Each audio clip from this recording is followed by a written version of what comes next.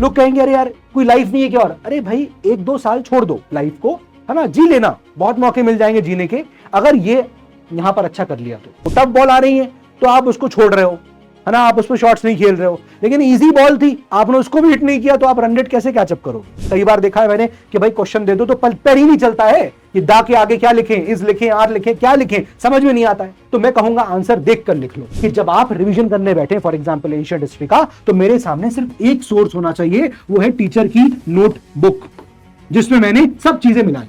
अगर तुम सोच रहे हो जिला चलाने की अगले साल, मैं अगर तुमको बताऊंगा कि कितने बजे पढ़ो तो फिर I think sorry about it. Hello everyone, नमस्कार, क्या हालचाल आप सभी के। आई होप आप सब अच्छे हैं। दोस्तों इस वीडियो में मैं आपसे ऐसी कुछ बहुत इंपॉर्टेंट बातें करने वाला हूं जो आप यूपीएससी 2027 के लिए आपके लिए काफी फायदेमंद होंगी, और साथ ही साथ एक रोड मैप भी मैं आपको शेयर करूंगा। ऑफकोर्स कोई ऐसा रोड मैप नहीं है कि जो एकदम फिट हो जाएगा, हर स्टूडेंट की अपना एक तरीका होता है पढ़ने का, आप उसको अपने हिसाब से मोल्ड कर सकते हैं।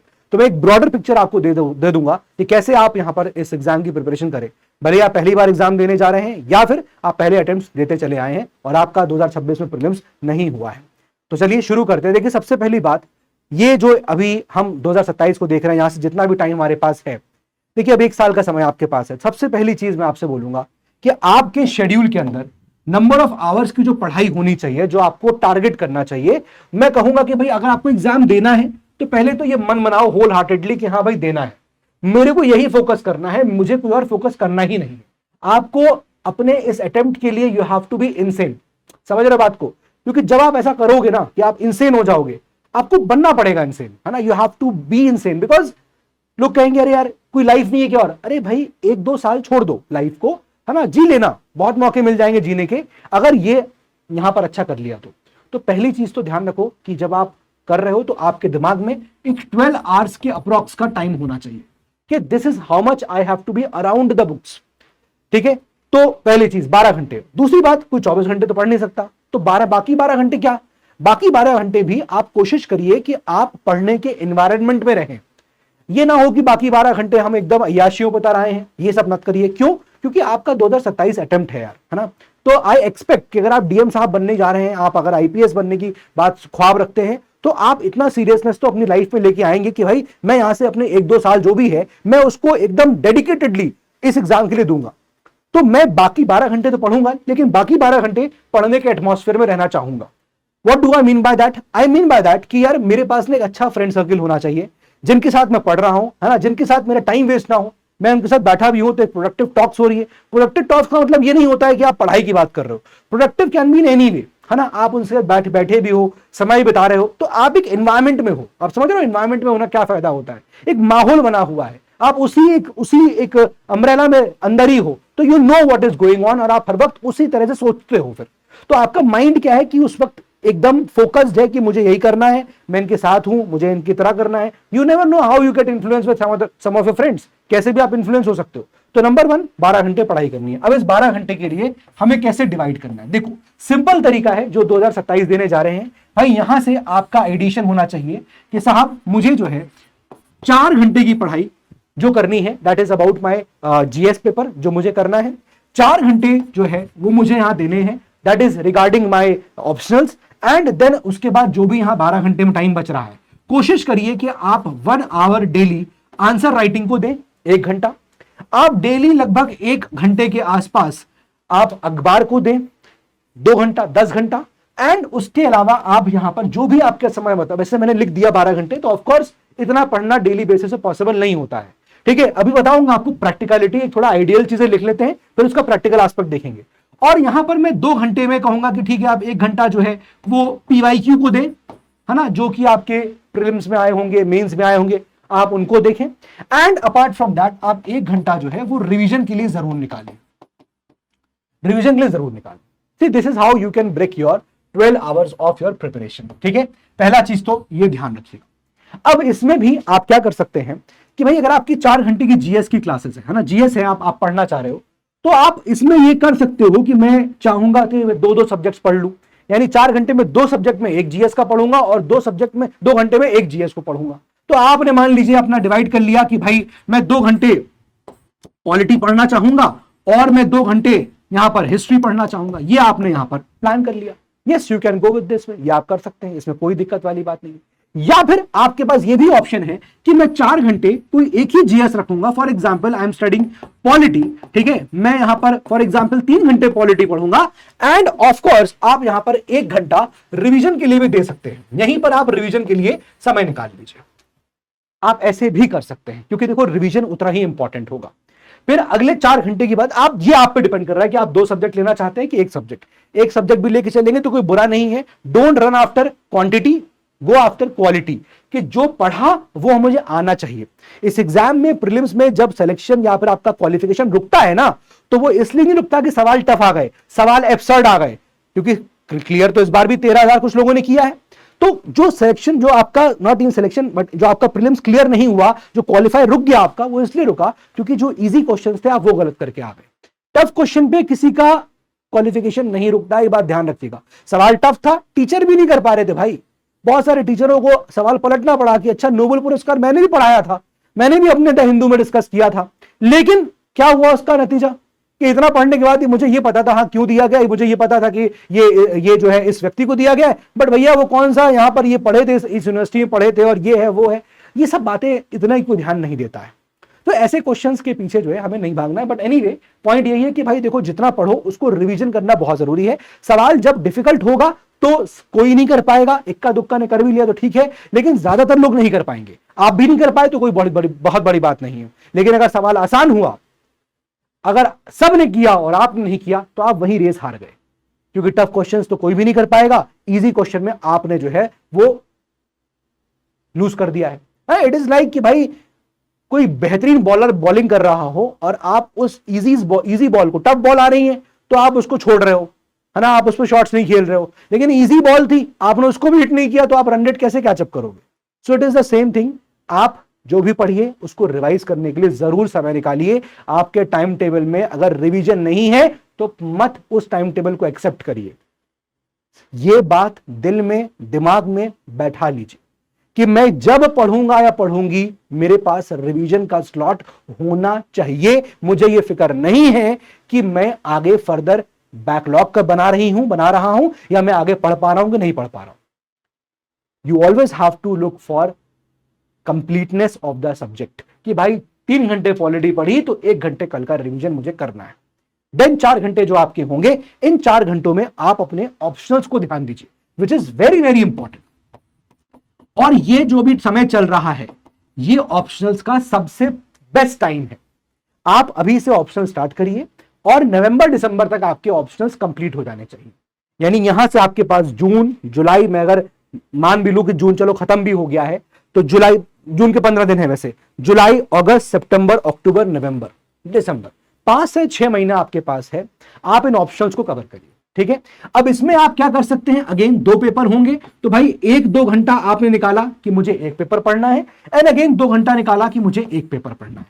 4 घंटे हो गए। लेकिन आपके पास स्ट्रैटेजी क्या हो सकती है कि आप कोई 1 पेपर पढ़ें, राइट, 3 घंटा, वही 3 घंटा, और 1 घंटा आप रिवीजन को दे दें।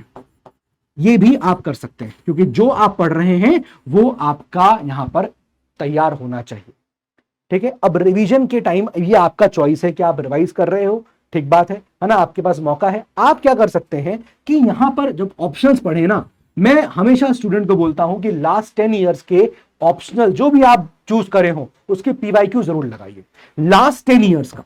तो आप ये भी कर सकते हो कि 3 घंटा आप जो पढ़ रहे हो, उस 3 घंटा के बाद 1 घंटा जो रिवीजन कर रहे हो, उसमें आप कोई पीवाईक्यू उठा लीजिए, है ना। तो लास्ट 10 इयर्स का जो है पीवाईक्यू आप देखिए प्लीज, ये बिना सोचे समझे ये अपन को करना है, आपको इस पर विश्वास करना है। क्यों?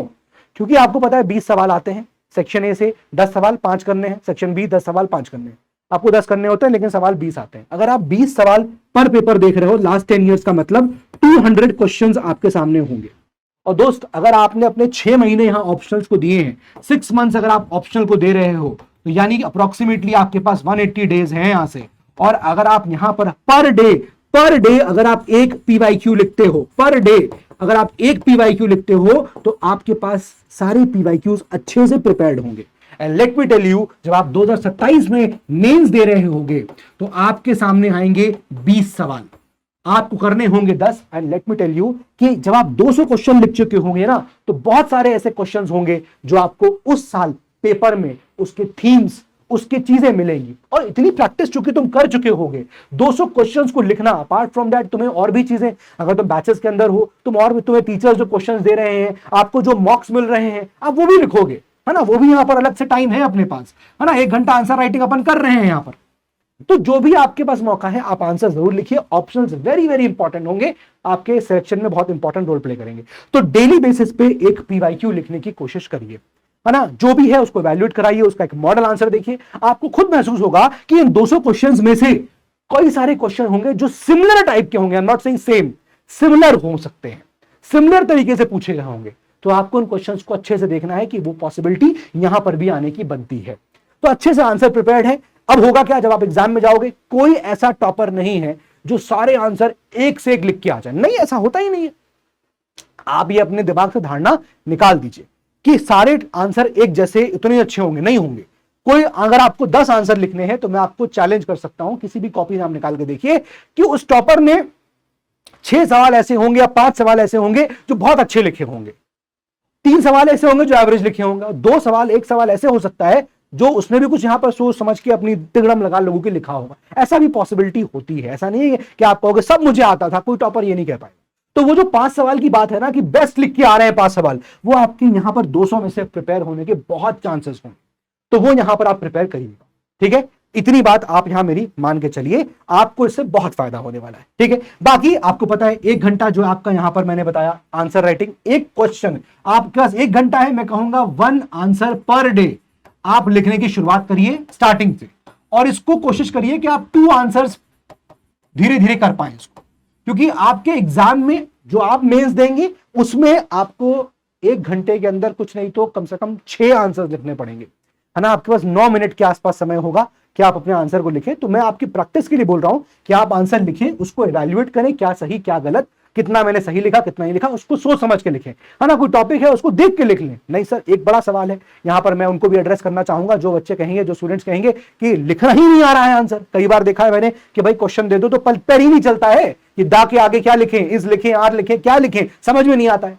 तो मैं कहूंगा आंसर देख कर लिख लो, ये भी कर सकते हो आप, आंसर देख कर लिखो, क्योंकि एक दिन आएगा आप एक बार आंसर देख के लिख रहे हो, आपने जो आंसर देख के लिखा उसको पढ़ो, समझो क्या लिखा है ना, कैसे उसको एनालाइज करो। अच्छा मैंने पॉइंट्स लिखे, मैंने इंट्रोडक्शन कैसा लिखा, मैंने कंक्लूजन कैसा लिखा, try to write that answer again, फिर अगेन, फिर अगेन। अब आप मुझे बताओ कि अगर आपने एक क्वेश्चन प्रिपेयर किया और उसको 4 बार के बाद आप देखोगे तो डेफिनेटली आपको इंप्रूवमेंट दिखेगा और आप उस आंसर को बिना देखे लिख पाओगे। इसका क्या मतलब है? इसका मतलब यह है कि अगर हम पहले से प्रिपेयर करके बैठे होंगे तो शायद उस दिन एग्जाम के दिन हमको फायदा मिलेगा। यही चीज मैं कह रहा हूं कि आंसर इतने लिख के बैठो, पर डे का आंसर लिखो, 300 कुछ आंसर, 350 आंसर लिख के जाओगे, तुम ज्यादा लिख के जा सकते हो अगर तुम पर डे 200, मतलब तुम्हारे पास इतना एक्सपीरियंस हो आंसर राइटिंग का, दैट इज इंपॉर्टेंट, कि तुम्हें उस दिन मेंस के दिन स्ट्रगल ना करना पड़े। ध्यान रखिएगा इस चीज को। करंट अफेयर्स डीसीए मैं भी पढ़ाता हूं, द हिंदू अखबार का एनालिसिस करता हूं सुबह 7:30 AM पे, आप वो भी फॉलो कर सकते हैं, किसी और टीचर को भी फॉलो कर सकते हैं, ठीक है, फॉलो करिए आप उसको। पीवाईक्यू जरूर देखिए 1 घंटा, प्रीलिम्स के एंगल से जो भी है आप पीवाईक्यूज देखिए उसके, और पीवाईक्यू जरूर सॉल्व करिए।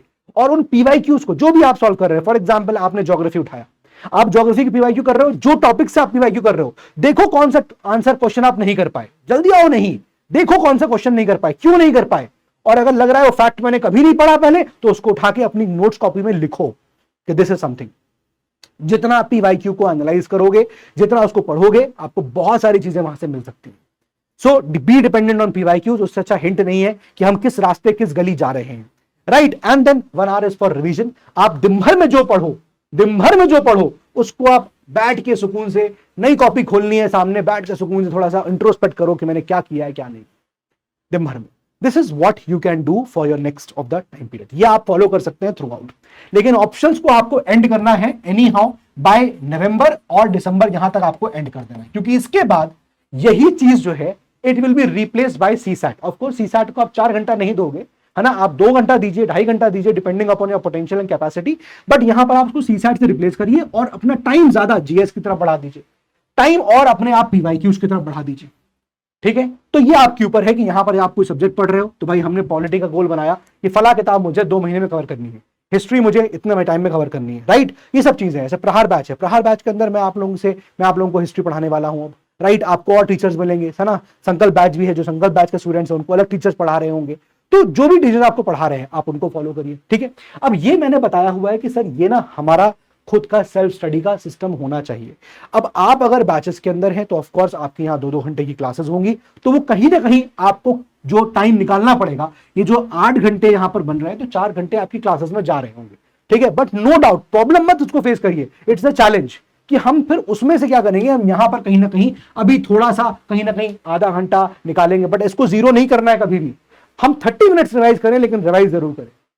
तो अगर क्लासेस भी चल रही है तो क्लासेस में अटेंटिव रहिए, है ना। आपको लग रहा है समय कम है, मैं रिकॉर्डेड देख लूंगा, रिकॉर्डेड देख लीजिए आप लोग, आप ये सब कर सकते हैं। सो ये एक तरीका है रोड मैप यहां से जो आपको फॉलो करना चाहिए। एक जीएस का पेपर या 2 जीएस के पेपर्स आप साथ शुरू कर सकते हैं, एक भी कर सकते हैं और एक ऑप्शन साथ में पैरेलल चलाते रहिए, आंसर राइटिंग करते रहिए। It's not about quantity, it's about the quality. Whatever you are learning, whatever you are studying daily basis पे आपको उसका रिवाइजन बहुत जरूरी होता है।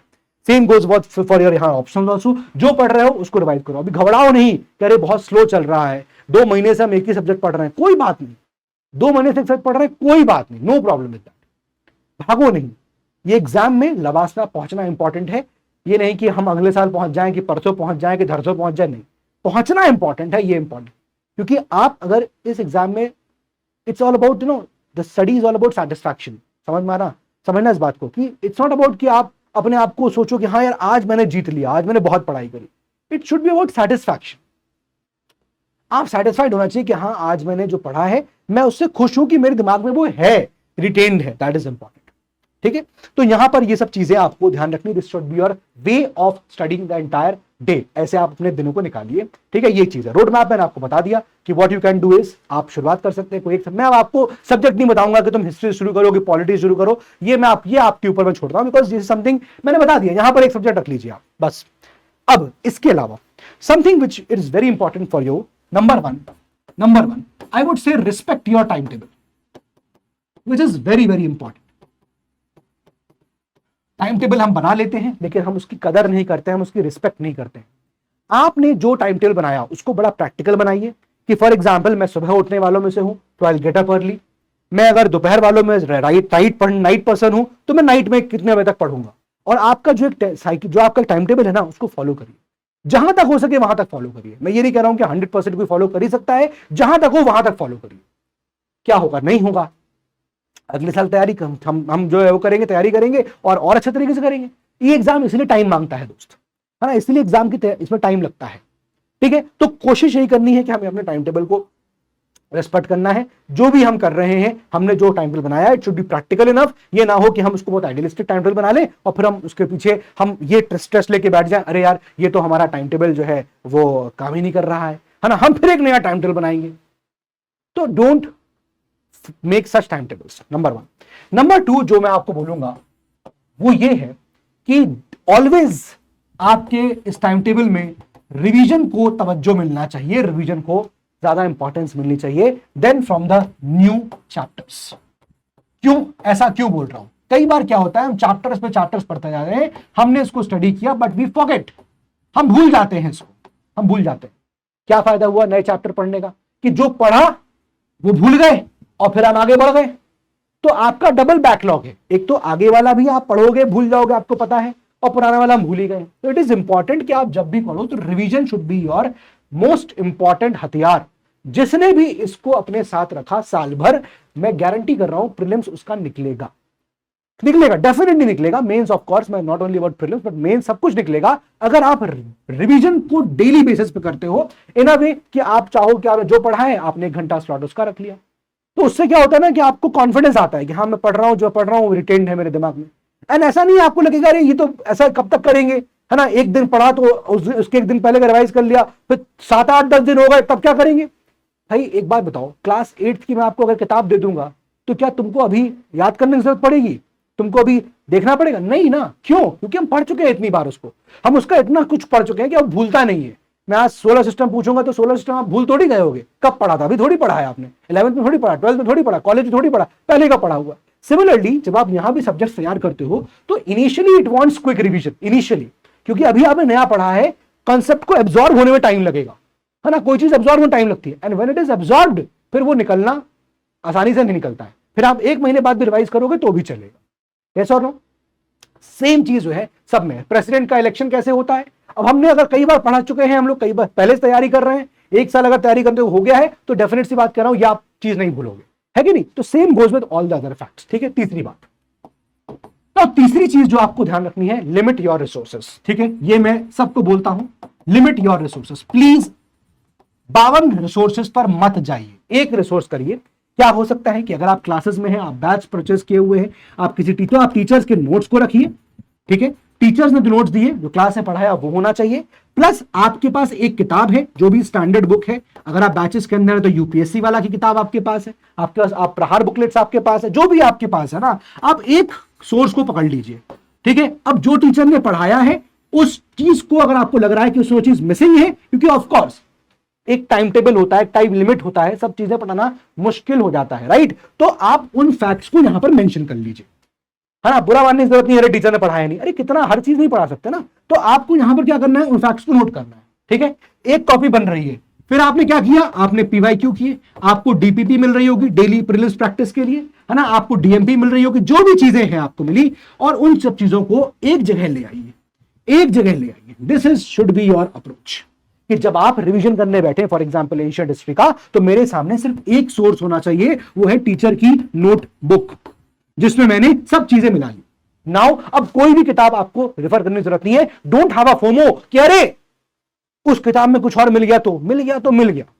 ऐसे तो अनएंडिंग है सिलेबस, कहां तक पढ़ोगे। इसलिए एक स्टैंडर्ड मेथड क्यों यूज करते हैं कि ऐसा नोट करो कि हाँ भाई इसका इतना तो करना ही करना है। और मैं बार बार बोल रहा हूं, it's about the quality, it's not about the quantity. कोई सवाल ऐसा होगा जो शायद किसी और किताब में हो, अगर आप वो पढ़ भी रहे हो पूरी किताब और एक सवाल उसमें से आ भी रहा है, तो आप सोचिए कि आप कितनी मेहनत लगा रहे हो एक सवाल के लिए। अगर वो चीज हम आंसर राइटिंग में लगा देंगे, वो चीज हम कहीं और इन्वेस्ट कर देंगे, तो शायद उसका जो इफेक्ट होगा वो डिफरेंट होगा।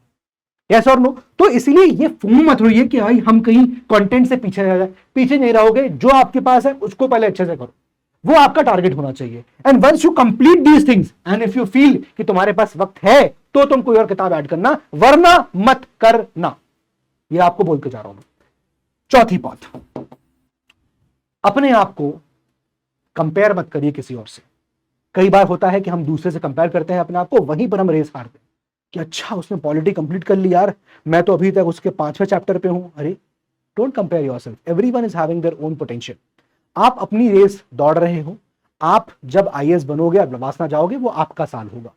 कोई और पहले पहुंच रहा है तो उसका साल है। कंप्लेन यहां पर कंपीट मत करिए इस सेंस में, क्योंकि हो सकता है आपकी पोटेंशियल अलग हो, आप बहुत नीचे हैं अभी, आप अभी गड्ढे में, मान लीजिए आपको गड्ढे से निकलना है और आप गड्ढे से ऊपर निकलते हैं तो वही आपके लिए विन होगा पहले तो, है ना। तो अपने आप से समझाइए इस चीज को कि हमें कंपीट नहीं करना, हमें ये नहीं करना कि अरे अगला आदमी इतना आगे निकल गया है। एक सिंपल सा उदाहरण चलता है कि Barack Obama was the president of USA, he retired at the age of 55 years, yes और नो। और डोनाल्ड ट्रंप ने शुरुआत ही करी अपनी 65 की एज पे, लेकिन दोनों को इतिहास एज प्रेसिडेंट ऑफ यूएस जानेगा। तो इट इज इंपॉर्टेंट कि आप लबासना पहुंच रहे हैं, दैट इज इंपॉर्टेंट। ये आपको ध्यान रखना। हर आदमी का पोटेंशियल अलग होता है, हर आदमी को अलग मेहनत लगती है और आपको मेहनत करनी है, ये ध्यान रखिएगा। Don't compare yourself. तो ये कुछ आपका यहां पर रहेगा रोड मैप, ठीक है। So when you are starting with it, so please आप ऐसे कर सकते हैं कि भाई जुलाई एंड अगस्त ये मंथ्स हैं आपके, आप सितंबर, अक्टूबर, नवंबर, ये एक सब्जेक्ट तो आपका यहां से ऑप्शनल्स चलते रहना चाहिए, ठीक है। ये इंपॉर्टेंट है, ये तो चलना ही चाहिए, एक आपका ये होना ही चाहिए, ठीक है। बाकी आप दिसंबर ऑनवर्ड जो है, फिर आपका रोड मैप ये रहेगा कि आप सीसैट में इन्वेस्ट करना शुरू कर सकते हैं, यस राइट। और जो बाकी जीएस है, अब चूंकि यहां से आप जुलाई, अगस्त, सितंबर, अक्टूबर, नवंबर, दिसंबर, आप जनवरी, फरवरी, मार्च ऐसा कर रहे हैं यहां तक, तो भाई आपके ये 9 मंथ्स में जो भी है, आप मोटे मोटे अपने ये ब्रॉड सब्जेक्ट जो होते हैं, है ना, that is ancient, right, medieval को आप बाद में तवज्जो दीजिएगा, मॉडर्न, राइट, फिर आप पॉलिटी, राइट, आपका economy, environment, science and tech, and of course आपका एंशिएंट हो गया, पॉलिटी हो गया, इकोनॉमी हो गया, राइट, एनवायरमेंट हो गया। तो ये सारे सब्जेक्ट जितने भी आपके हैं ऑफ कोर्स, तो ये आपको एटलीस्ट कवर कर लेने हैं ब्रॉडली, ठीक है। And of course yes current affairs. तो अब आप इनको क्या करिए करंट अफेयर्स के लिए कि महीने के बाद एक मैगजीन फॉलो कर सकता है। आप डेली फॉलो कर रहे हैं तो उससे अच्छी कोई बात ही नहीं है। ये करंट अफेयर्स को डेली पढ़ना चाहिए, तभी आप उसको फील करोगे, तभी आप उसको अच्छे से रिटेन कर पाओगे। ठीक है, तो ये बात आप ध्यान रखिएगा और बाकी 9 मंथ्स में डिवाइड कर लीजिए। पॉलिटी पे आप फोकस, जैसे पॉलिटी, अब ये मैं सोचिएगा इस बार पॉलिटी के सवाल बिल्कुल कम होगा तो पॉलिटी छोड़ दो, नहीं, आप बेसिक्स के साथ स्टिक रखिए, ऐसा नहीं होना चाहिए। हाँ, मेडिवल में इसलिए बोल सकता हूं बिकॉज आई डू फील कि हाँ राइट नाउ द टाइप, मतलब the government which is in the centre, तो हो सकता है वहां सवाल कम पूछे, बट ऐसा नहीं कि जीरो कर देगा, है ना, जैसे इस बार तो जीरो थे, बट ऐसा नहीं है कि हर साल ऐसा होगा, यू नेवर नो। ठीक है, पॉलिटी पे आप फोकस करते रहिए, इकोनॉमी पे फोकस करते रहिए, एनवायरमेंट पे फोकस करते रहिए, साइंस एंड टेक पे करते रहिए, एंशिएंट और मॉडर्न पे करते रहिए, है ना, इसको आप थोड़ा सा माइनस करके चल सकते हैं। तो पहले आपके 9 मंथ्स में 1 2 3 4 5 6 सब्जेक्ट जो हैं ये आपके बहुत इंपॉर्टेंट है। ऑफ कोर्स यहाँ पर एक आर्ट एंड कल्चर भी आप लिखकर चलिए, 7 सब्जेक्ट्स इंपॉर्टेंट होंगे। तो इन 7 सब्जेक्ट्स को अब आप डिसाइड कर सकते हैं कि मुझे कैसे पढ़ना है, राइट। ये आपके ऊपर यहां हो सकता है कि I can take 1 subject 1 month पे जा सकता हूं, मैं ऐसा भी कर सकता हूं, और 2-2 घंटे वाला जो आज पे बता रहा हूं वो भी कर सकते हो कि आपने 2 घंटा एंशिएंट पढ़ा, साथ में आपने 2 घंटा इको पढ़ लिया, तो ये भी आपको कॉन्फिडेंस देगा, चलो ठीक है मेरे दोनों सब्जेक्ट्स यहां पर चल रहे हैं। So this is how you can plan here. और अगर आपको डिटेल्ड उसमें कुछ चाहिए मुझसे कि सर कुछ प्लानर बता दीजिए, देखो बता तो दूंगा प्लानर, बट वही है कि सब आदमी की पढ़ाई अलग तरीके से होती है, कितने बजे पढ़ना है कितने बजे नहीं, यू आर बिग इनफ। अगर तुम सोच रहे हो जिला चलाने की अगले साल, है ना, तो तुम्हें अगर मैं अगर तुमको बताऊंगा कि कितने बजे पढ़ो, तो फिर I think sorry about that. ठीक है, तो I hope things are very clear for you. ठीक है, तो भाई ये अभी प्रतिज्ञा दिवस ऑफर्स, इसके लास्ट डेट आज है ना, तो ऑफर्स आर रेडी टुडे। तो प्रारंभ बैच है, इसका ऑफर आपको पता है 27,000 का बैच है, 3 ईयर का बैच होता है। और हमारे जो फाउंडेशन बैचेस है लाइक प्रहार है और आपका संकल्प है ना, प्रहार 2027 के लिए, संकल्प 2028 के लिए, ये दोनों बैचेस आपको एक साथ 10,000 में मिल रहे हैं। ये इसका लास्ट डे है, ये बैच इंग्लिश में भी है और प्योर हिंदी में भी है। तो ऑफर आज एंड हो रहे हैं, 17 जून को एंड हो रहे हैं, तो ये आप यहाँ पर अवेल कर सकते हैं। ठीक है, इसी के साथ मैं अपने सेशन को एंड करता हूँ। Thank you guys so much. और अभी चूंकि जब मैं ये वीडियो बना रहा हूँ तो टेलीग्राम सस्पेंडेड है because of the NEET exam, लेकिन आप अगर मुझे चाहते हैं you can follow me on Telegram. मेरा जो टेलीग्राम का आईडी है हिस्ट्री बाय आसिम सर करके है, सो यू कैन फॉलो मी है। मेरे साथ यहाँ पर अप्रोक्सीमेटली 69,000 स्टूडेंट्स हैं जो जुड़े हुए हैं, और आप भी मेरे साथ यहाँ पर जुड़ सकते हैं। ठीक है, तो यहाँ पर मेरी जो भी क्लासेस होती हैं, खासतौर से द हिंदू की क्लासेस जो होती हैं, वो आप यहाँ पर मेरे साथ कर सकते हैं। ठीक है, चलिए, तो that's all for today from my side. पढ़ाई करिए, मेहनत करिए। जय हिंद एंड जय भारत एवरीवन।